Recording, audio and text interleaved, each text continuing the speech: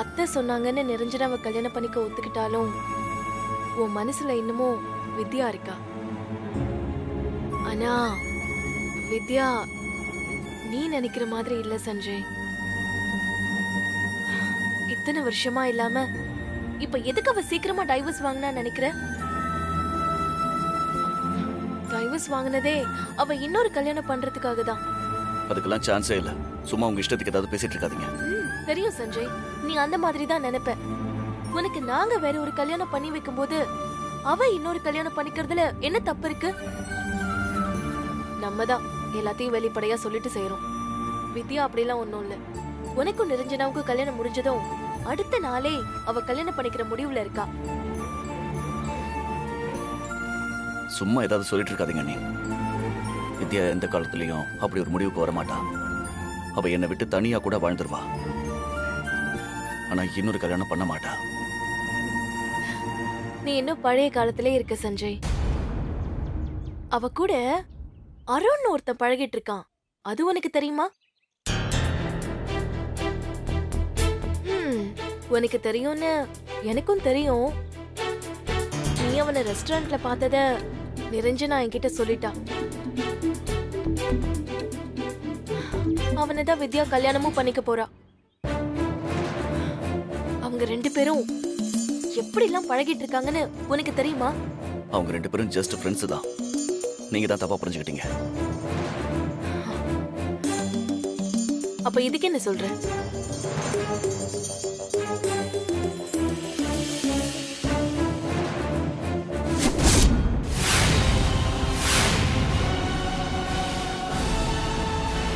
இப்ப என்ன சொல்ற?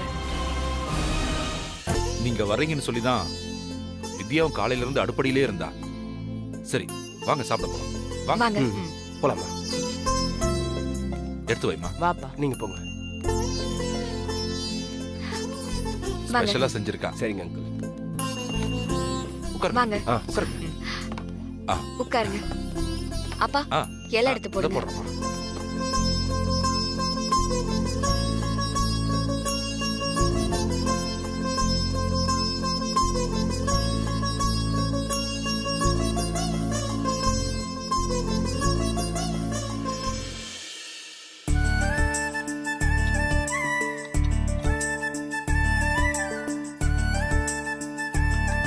போதும்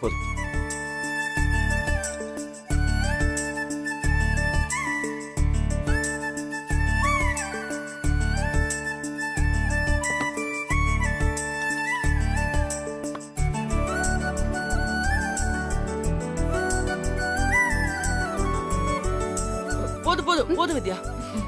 நீ பரிமாறத பார்த்தா நான் இன்னும் ஒரு சுத்து பெருத்துருவேன் போல இருக்கு. எனக்கு என்னெல்லாம் பிடிக்குமோ அதெல்லாம் பார்த்து பார்த்து செஞ்சிருக்கீங்க போல. அது பொரியலா? அந்த பொரியல் கொஞ்சம் வைங்க. போதும் போதும்.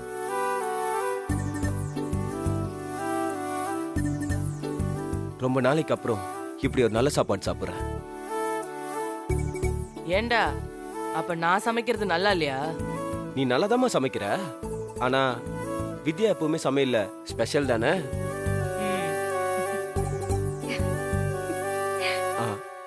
அங்கிள் நீங்களும் உட்காருங்க, சாப்பிடலாம். பரவாயில்ல தம்பி, நீங்க சாப்பிடுங்க. நாங்க அப்புறமா சாப்பிட்டுறோம். சரி.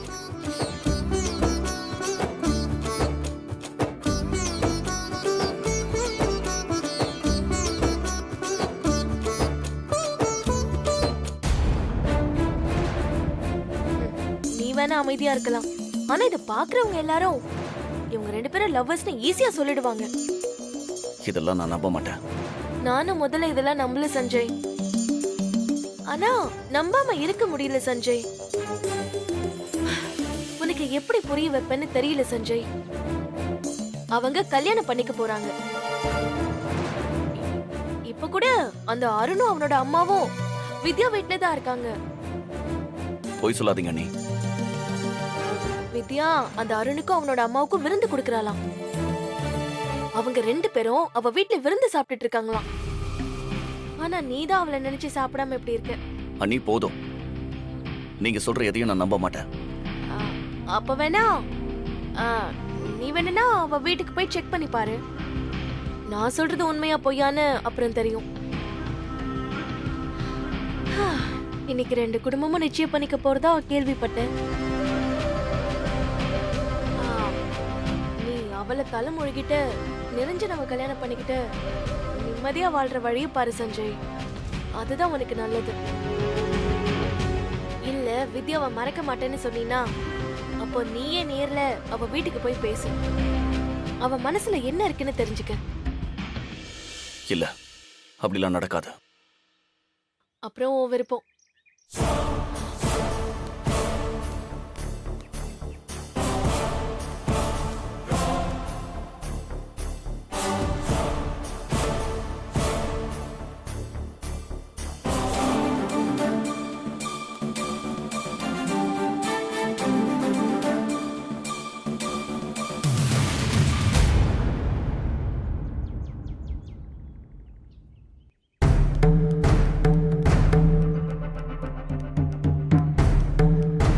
அக்கா அக்கா என்னடி?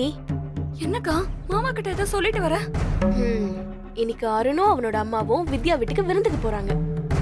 அங்க அருணோட அம்மா வித்யாவுக்கும் அருணுக்கும் சம்பந்தம் பேச போறாங்க. அத சஞ்சய் கிட்ட சொல்லிட்டு வரேன். ஐயோ ஏன்க்கா இத போய் அவர்கிட்ட சொன்ன? அவர் போய் தடுத்துருவாரே. தடுக்கணும், அதுக்கு தான் சொன்னேன். தடுத்தாதான் வித்யா வீட்டுல பெரிய பிரச்சனை ஆகும். அந்த பிரச்சனை தான் நாளைக்கு நமக்கு கை கொடுக்கும்.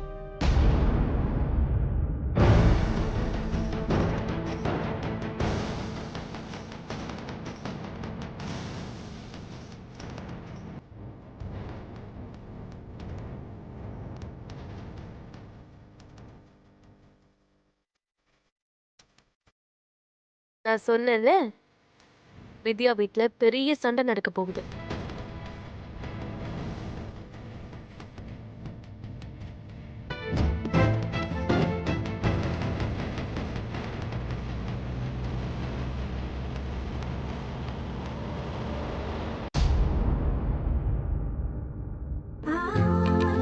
மனசுக்கு ரொம்ப நிறைவா இருக்கு வித்யா. ரொம்ப நாளைக்கு அப்புறம் உன் கையால ஒரு நல்ல சாப்பாடு சாப்பிட்டிருக்கேன். என்னம்மா இதெல்லாம் ஒரு விஷயமா? நான் உங்க வீட்டுக்கு எத்தனை தடவை வந்திருக்கேன், நீங்க எனக்கு எத்தனை தடவை சமைச்சு கொடுத்திருக்கீங்க. அதுக்கு முன்னாடி இதெல்லாம் ஒண்ணுமே இல்லம்மா.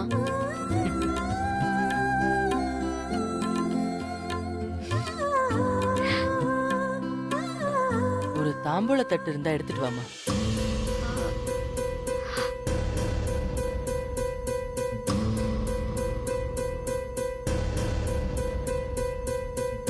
என்னம்மா யோசிக்கிற? போய் எடுத்துட்டு வாமா.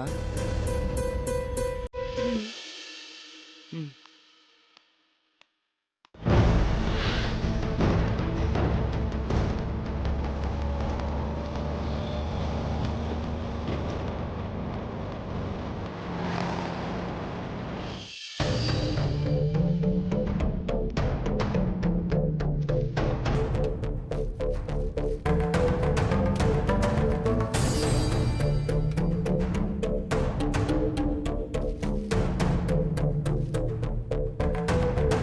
அண்ணே இத வாங்கிக்கங்கண்ணே. என்னம்மா என்ன சொல்றீங்க? புரியல. இல்லண்ணே, உங்க பொண்ணு வித்யாவை என் பையன் அருணுக்கு நான் வரன் கேட்டு வந்திருக்கேன்.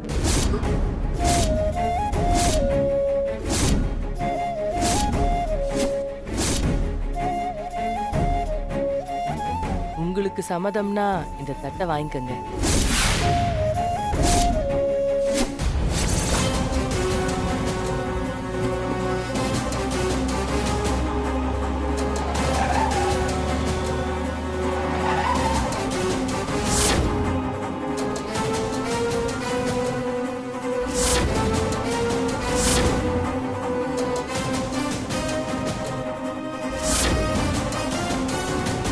வித்யா அருணுக்கும் அவனோட அம்மாவுக்கும் விருந்து கொடுக்க போறாளாம். இன்னைக்கு 2 குடும்பமும் நிச்சயம் பண்ணிக்க போறதா கேள்விப்பட்டேன்.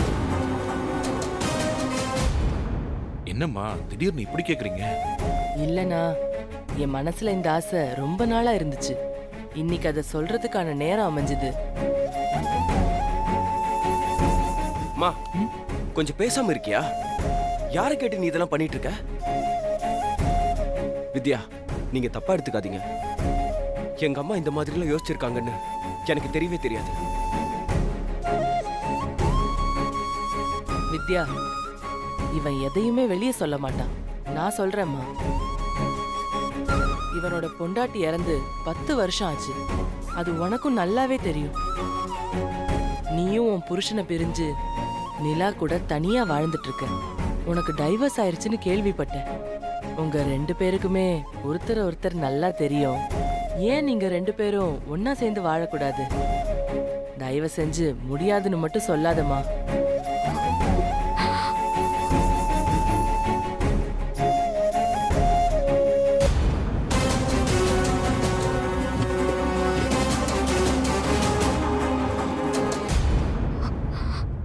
என்ன தப்பா எடுத்துக்காதீங்கம்மா. எனக்கு அருண் நல்ல ஃப்ரெண்டு. யாருமே தெரியாத அந்த ஊர்ல அருண் எனக்கு அவ்வளோ சப்போர்ட்டா இருந்திருக்காரு. என் லைஃப்ல என்னோட பெஸ்ட் ஃப்ரெண்டுன்னு நான் அருணை சொல்லுவேன். அதே மாதிரி தாம்மா நீங்களும் என்னோட அம்மா மாதிரி என்னையும் நிலாவையும் நீங்க பாத்துக்கிட்டீங்க. இது அப்படியே இருக்கணும்னு தான் நான் நினைக்கிறேன். நான் எந்த சூழ்நிலையிலயும் உங்களையும் அருணையும் வேற மாதிரி நினைச்சதில்ல. எனக்கு அப்படி தோணவும் இல்லை. உங்களுக்கு அப்படி தோணி இருக்கு. அத நான் தப்புன்னு சொல்லலமா. ஆனா எனக்கு இது சரியா இருக்கும்னு தோணலமா. ப்ளீஸ் தயவு செஞ்சு இந்த பேச்ச இதோட விட்டுருங்க. இனி நீங்க இத பத்தி பேச வேண்டாம். இன்னும் எத்தனை நாளைக்கு நீ இந்த மாதிரியே இருப்ப? இன்னைக்கு உன் மனசுல பட்டதெல்லாம் உனக்கு சரின்னு தான் தோணும். ஆனா உன் பொண்ணு வளர்ந்ததுக்கு அப்புறம் அவ வாழ்க்கைய அவ பாத்துக்குவா. நீ தனியா நின்னுட்டு இருப்ப.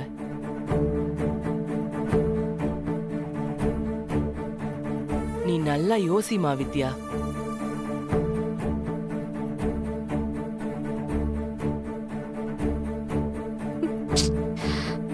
அது சரியா வராதுமா. ப்ளீஸ் அருண், ப்ளீஸ் அம்மாவுக்கு சொல்லி புரிய வைங்க. அம்மா, என்னம்மா நீங்க? நான் தான் வேணான்னு சொல்றேன்ல. அப்புறம் எதுக்கு நீங்க திரும்ப திரும்ப அவங்கள ஃபோர்ஸ் பண்ணிட்டு இருக்கீங்க? ஃபோர்ஸ் பண்ணி எதுவும் நடத்த முடியாதுமா. வித்யாவை சங்கடப்படுத்தாதீங்கம்மா, ப்ளீஸ். அண்ணா, என்னண்ணா நீங்க பேசாம அமைதியாவே நின்னுட்டு இருக்கீங்க? இல்லம்மா, வித்யா இன்னும் அந்த பழைய வாழ்க்கையிலிருந்தே வெளியில வரல. என்னதான் மாப்பிள்ளைய இவ பிரிஞ்சிருந்தாலும் இவ பழச இன்னும் மறக்கல. இவ மனசுல இருக்கிற காயம் இன்னும் ஆறாம இருக்கு. அதனால இவளால இந்த வாழ்க்கையை ஏத்துக்க முடியாதுமா. என்னண்ணா நீங்களும் இப்படி பேசுறீங்க? முடிஞ்சத பத்தி யோசிச்சுட்டே இருக்கிறது முட்டாள்தனம்னா.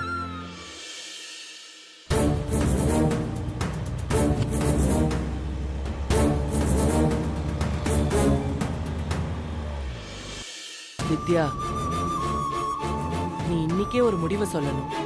நான் தட்டை மாத்தணும்னு எந்த அவசரமும் இல்லை. நல்லா யோசிச்சு முடிவை சொல்லு.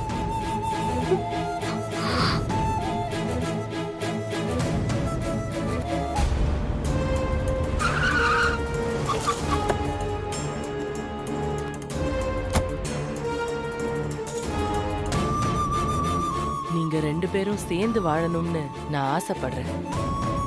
அந்த முடிவுக்காக நாங்க 2 பேரும் காத்துக்கிட்டு இருப்போம்.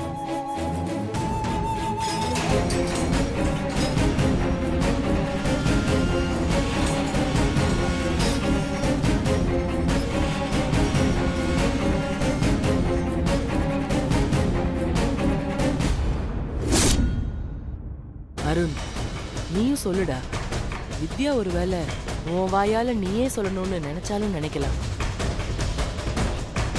வித்யா, எனக்கும் அம்மா சொல்றது சரிதான்னு படுது. நான் உங்களை ஃபோர்ஸ் பண்ண விரும்பல. ஆனா உங்களோட வாழ்ந்தா உங்களை சந்தோஷமா வச்சுப்பேன், நானும் சந்தோஷமா இருப்பேன்னு தோணுது. எனக்கு உங்களை பிடிச்சிருக்கு வித்யா. நானும் அம்மா சொன்ன மாதிரி உங்களை கல்யாணம் பண்ணணும்னு நினைச்சிருக்கேன்.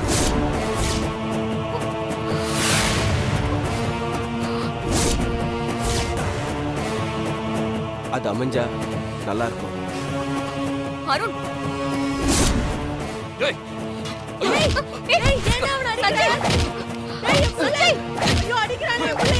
வேணாம், விடுங்க. தைரியத்தை பொண்டாட்டி பிடிச்சு கட்ட சொல்லுங்க. விடுங்க.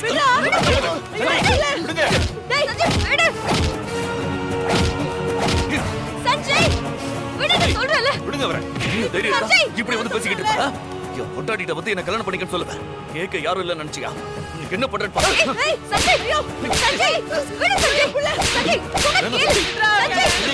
என்ன செஞ்சே? என்ன பண்ற? வாழ்க்கை கெடுக்க. நீ என் பொண்டாட்டி வாழ்க்கை கெடுக்க வந்திருக்கியா? நான் உன்னையும் பொண்டாட்டியை பிரிச்சு போறேன். இன்னும் அவன் நினைப்போட தான் நான் வாழ்ந்துட்டு இருக்கேன். என்னைக்கா இருந்தாலும் நானும் வித்யாவும் ஒண்ணு சேர்ந்து வாழ்வோம்.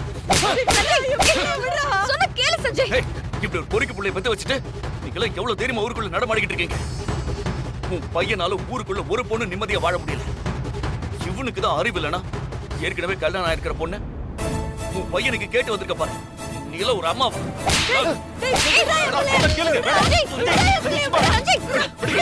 இவன் என்ன பண்ணிருக்கா தெரியுமா? இவனை பத்தி உனக்கு தெரியவே தெரியும். சரியான பொறுக்கி இவன். இவனே நல்லவன் நினைச்சிட்டு இருக்க. ரோட்ல போற பொண்ணுங்களை கையை பிடிச்சு இழுத்துருக்கான் இவன். நானே அதை என் கண்ணால பாத்திருக்கேன். இவனை இன்னைக்கு விட மாட்டேன்.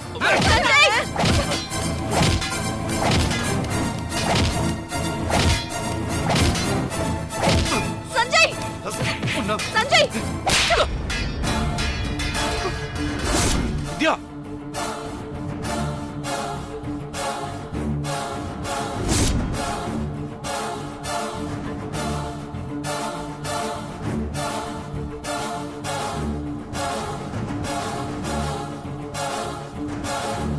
இப்படி போட்டு அடிச்சிட்டானே படுபாவி.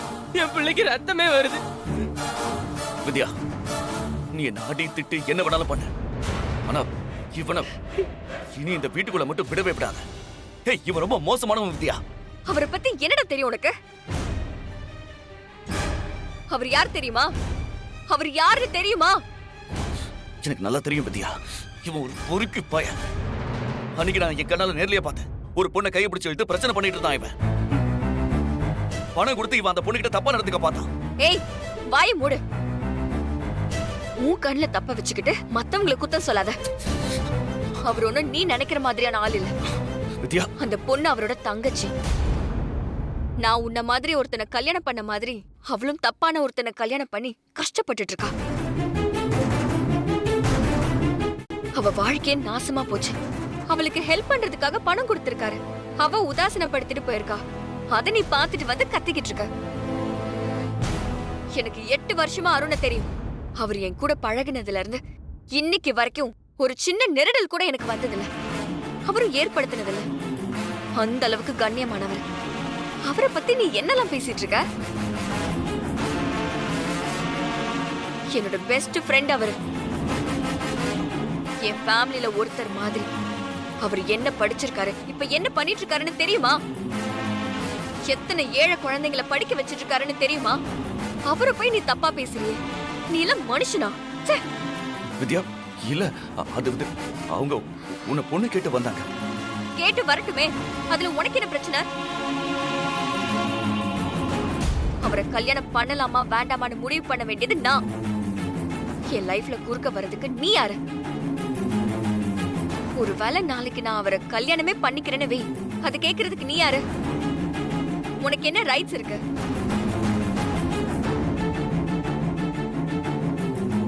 உனக்கும் எனக்குமான உறவு எப்பயோ முடிஞ்சு போச்சு. நமக்கு டிவோர்ஸும் ஆயிடுச்சு. இப்போ நீ யாரோ நான் யாரோ. உனக்குதான் இப்ப வேற ஒரு பொண்ணோட கல்யாணம் நடக்க போகுது. அது நான் வந்து தடுத்தனா இல்ல ஏன் எதுக்குன்னு கேட்டனா?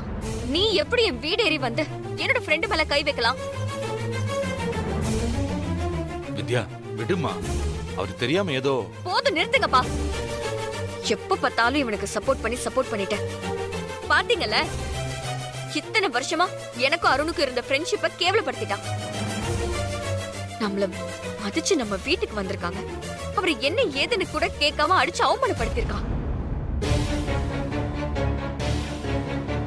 இப்படிதான் மொத்த ஃபேமிலியும் ரெஜிஸ்டர் ஆபீஸ்ல வச்சு என்ன கேவலப்படுத்தி அசிங்கப்படுத்தினாங்க. இப்ப நம்ம வீட்டுக்கே வந்து நம்மள அவமானப்படுத்துறாங்க. என் கண்ணு முன்னாடியே நிக்காத, மரியாதையா போயிரு. வித்யா, நான் போ.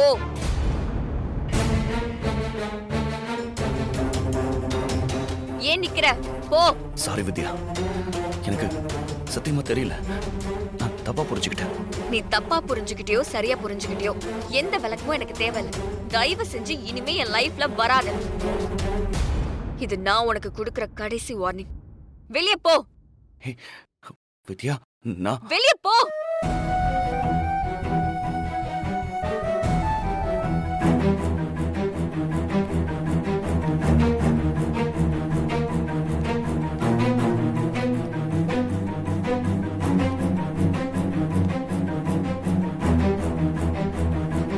போன்னு சொன்ன.